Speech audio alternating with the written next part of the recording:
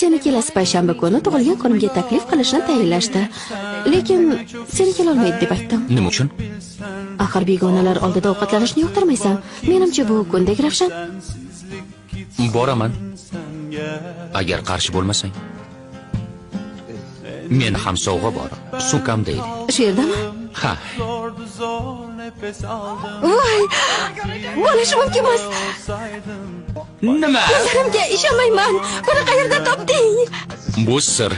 Etikcha bilan yo'l-yo'l uzun paypoqlar eng sevimli kiyimim edi. Yo'l-yo'l uzun paypoqlar. Xuddi asalaridek sariq qora yo'l. Yo tangrim. Yo'l-yo'l oyoqlarimga qarab sira to'ymas. Taqdiri qanday kechdi?